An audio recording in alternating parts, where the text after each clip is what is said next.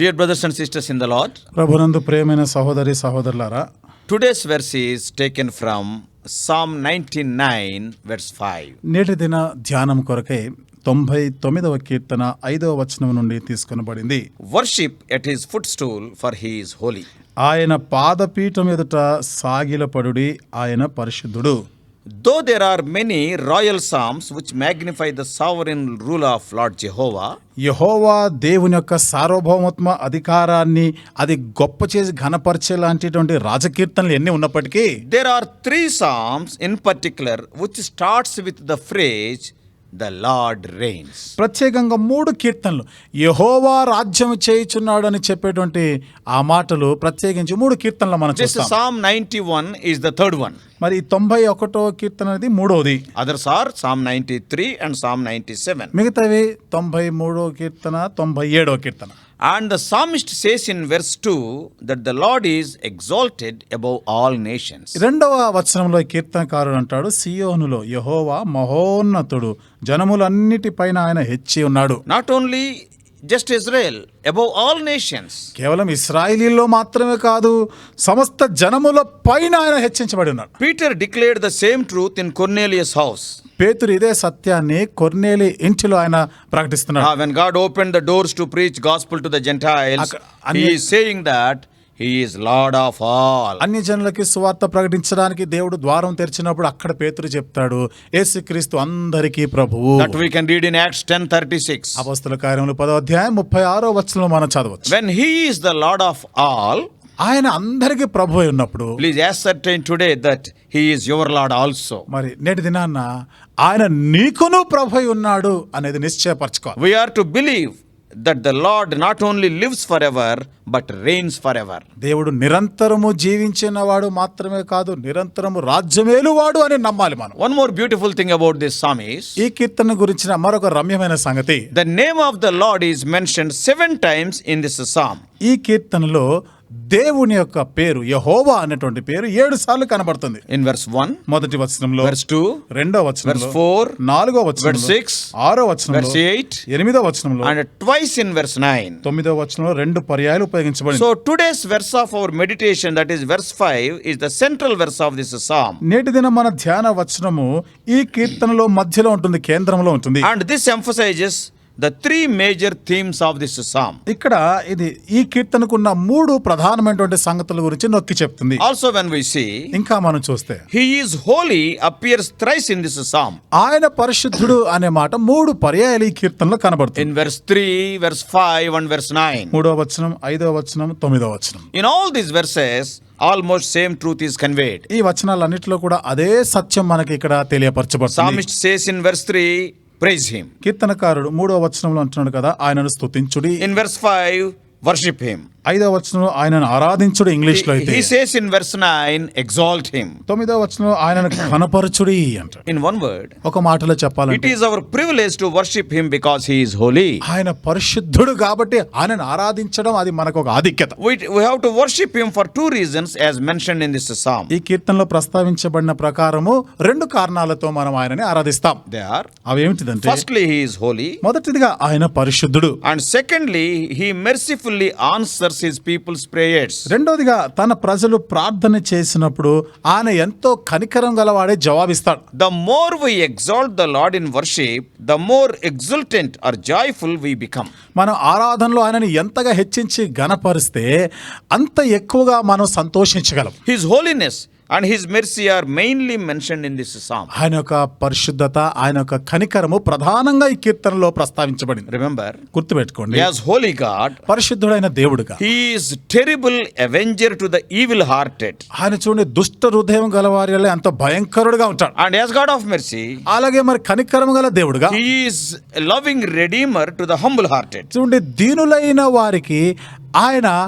విడుదలిచ్చేవాడుగా, ప్రేమతో విడుదలించేవాడుగా ఉంటాడు. And holiness is the pinnacle of all his virtues. ఇక ఆయన యొక్క గుణ లక్షణాలన్నింటిలో మనం గమనించినట్లయితే పరిశుద్ధత అనేది ఉన్నతమైన శిఖరం స్థానంలో ఉంటుంది. And this is the crown of his honor and honor of his crown. ఇది ఆయన ఘనతకి కిరీటం, ఆయన కిరీటానికి అదే ఘనత ఉంది. The gods of the heathen are lustful they are cruel, they are brutish, whereas the Lord Jehovah is known for his perfect holiness. అన్యజనుల యొక్క దేవుళ్ళు దేవతలైతే వారు ఎంతో క్రూరమైన వారు, దుర్మార్గులుగా ప్రవర్తిస్తూ ఉంటారు.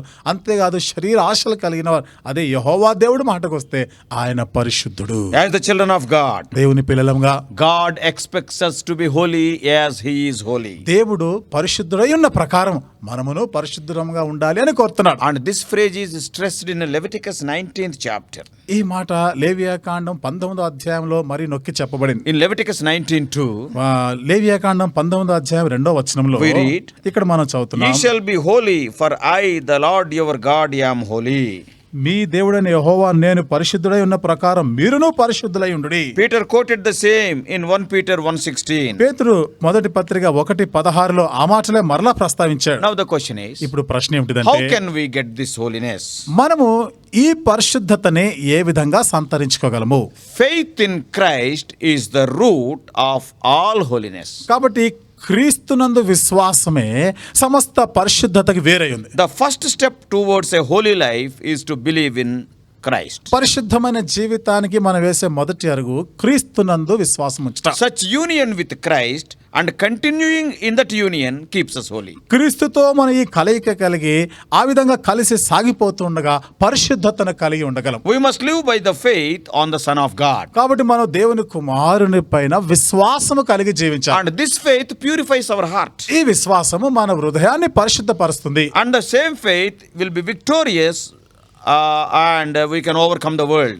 ఇదే విశ్వాసాన్ని బట్టి మనము విజయశాలురుగా ఉండగలము, లోకం పైన కూడా జయ జీవితం కలిగి ఉండగలం. And with such faith, our elders, our forefathers, they obtained a good report. ఈ విశ్వాసమును బట్టి మన పూర్వీకులు, మన పితరులైనటువంటి వారు మంచి సాక్ష్యం కలిగి ఉన్నారు. Faith only justifies. కాబట్టి విశ్వాసమే మనల్ని నీతిమంతులుగా తీర్చేది. The believers are exhorted to attain perfect holiness in the fear of God. కాబట్టి విశ్వాసులైన వారు దేవుని యందలి భయము కలిగి పవిత్రమైనటువంటి ఆ జీవితం కలిగి ఉండాలి, పరిశుద్ధత కలిగి ఉండాలని In హెచ్చరించబడుతున్నారు. your free time, please read 2 Corinthians 7:1. ఖాళీ సమయాల్లో కొరింథీయులకు రాసిన 2వ పత్రిక 7వ అధ్యాయం మొదటి వచనం చదవండి. Hebrews chapter 6 verses 1 and 2. హెబ్రీయులకు రాసిన పత్రిక 6వ అధ్యాయం మొదటి 2 వచనాలు చదవండి. Also 2 Corinthians 13:11. కొరింథీయులకు రాసిన 2వ పత్రిక 13వ అధ్యాయం 11వ వచనం కూడా చదవండి. This will result in a better consecrated life. కాబట్టి ఇది మరింత మెరుగైనటువంటి ప్రతిష్ఠించబడిన జీవితానికి అది దారితీస్తుంది. Please note,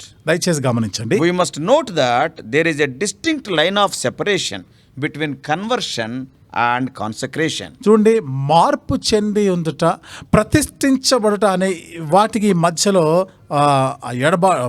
వ్యత్యాసాలు మనం చూస్తాం. For that, we have to yield ourselves fully.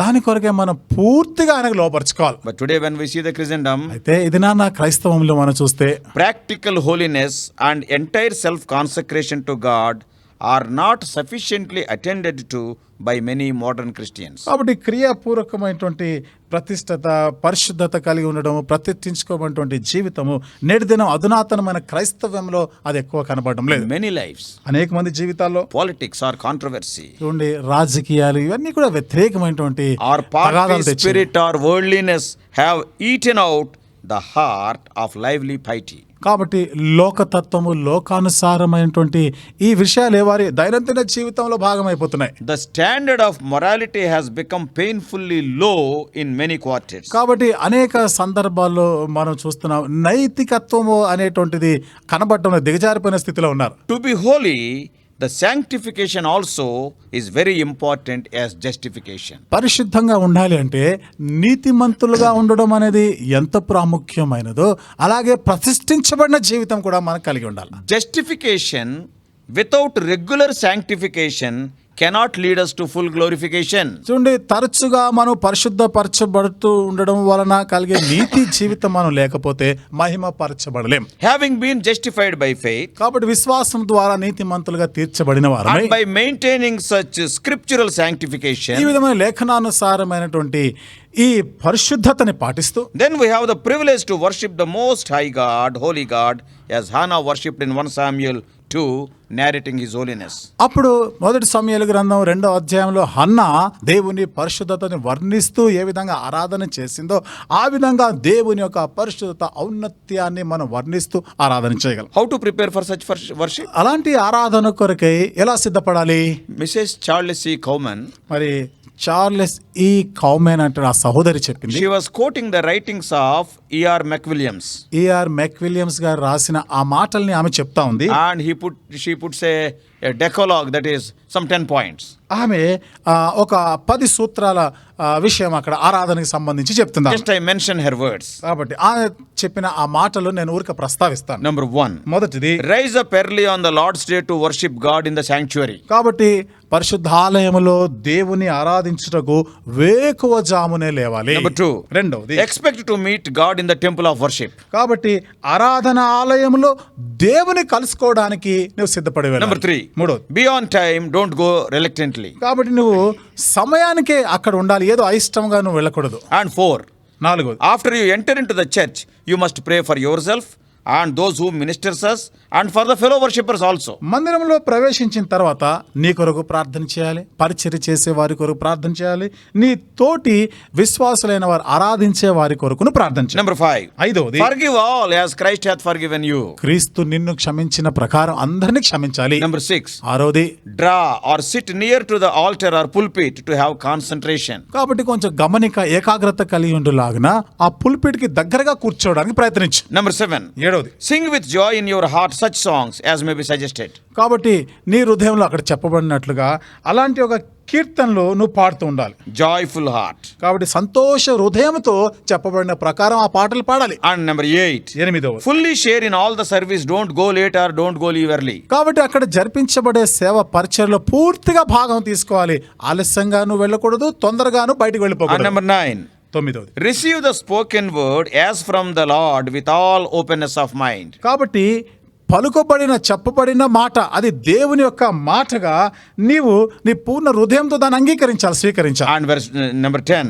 పదవది, Be reverent and quiet, waiting on the Lord, and then worship the Lord in spirit and in truth. కాబట్టి నీవు ఎంత గౌరవప్రదంగా మౌనంగా దేవుని కొరకు కనిపెట్టుకుని ఉండి ఆత్మతో సత్యంతో ప్రభువుని ఆరాధించాలి. God is holy. దేవుడు పరిశుద్ధుడు. We are so thankful to the Lord for the man of God, Bishop Reginald Heber of England. కాబట్టి గొప్ప దైవజనుడు బిషప్ రెజినాల్డ్ హెబెర్, ఇంగ్లాండ్ దేశస్థుడు, అతని బట్టి దేవునికి ఎంతో వందనస్తులం. He wrote a wonderful hymn.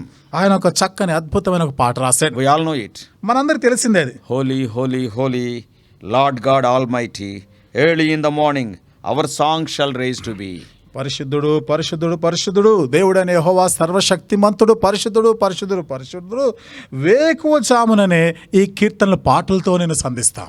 Mr. Reginald Heber served as bishop also in Calcutta in 1823. మరి mister Reginald Heber అనే ఇతను బిషప్గా కలకత్తా ప్రాంతంలో 1823 సంవత్సరంలో అక్కడ సేవ చేశాడు. ఆయన బిషప్గా ఉన్నాడు. And after 3 years in 1826 he died at the age of 43. 3 సంవత్సరాల తర్వాత అనగా 1826 సంవత్సరంలో ఆయనకి 43వ ఏట తను మరణించాడు. Therefore, కాబట్టి knowing his holiness and maintaining our sanctification, let us go to our local church early. ఆయన పరిశుద్ధతను ఎరిగి ఉండి మన పవిత్రతని మనము కాపాడుకుంటూ మన స్థానిక సంఘంలో ప్రభుని ఆరాధించడానికి వేగిరమే వెళదాంగా. May God help you and me to worship the Lord in spirit and in truth. ఆత్మతో సత్యంతో దేవుని ఆరాధించలాగన దేవుడు మనందరికీ సహాయం చేయను గాక. May God help us. దేవుడు మనకి సహాయం May చేయను God గాక. bless you. దేవుడు నిన్ను దీవించును గాక.